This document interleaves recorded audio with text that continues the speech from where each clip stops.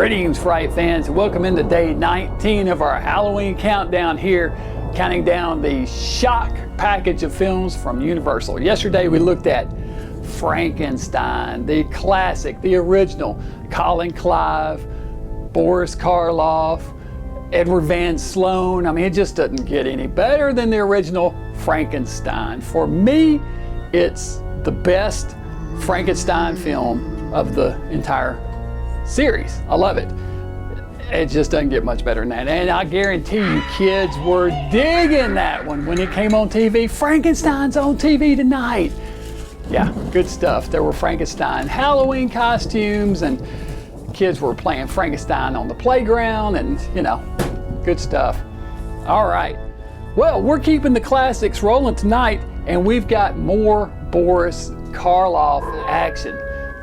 Tonight we're gonna be creeping all the way back to Egypt with The Mummy. Boris Karloff stars in this one as the mummy Imhotep.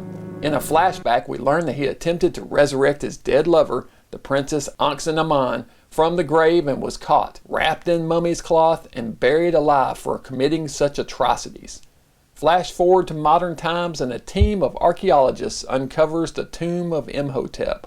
Alongside the sarcophagus, they find the Scroll of Thoth. An archaeologist named Norton translates and reads it aloud, despite warnings that there is a curse upon the scrolls.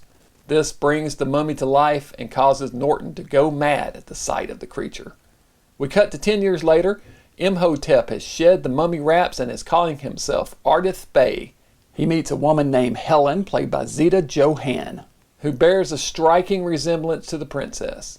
He recognizes her as the reincarnation of his long-lost love and seeks to convince her to join him for all eternity.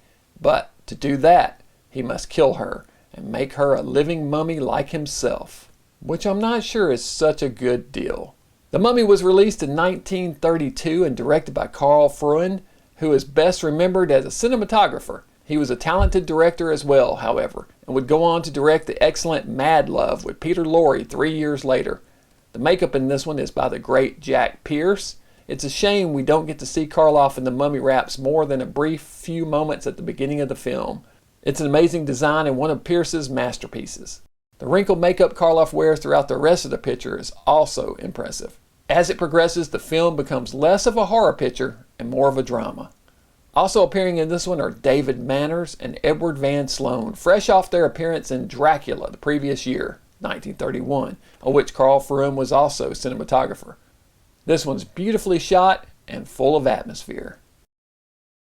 All right, yeah, so this is another good Universal classic picture, iconic. The Mummy, the makeup from Jack Pierce is so good when he's in the wraps. I just wish we had more of it. He's only on screen for a couple of minutes. Man, if you'd had him shambling around in that costume the way that Chaney did in his series. I mean, one thing about the Chaney series that I do like, you get a lot of monster time.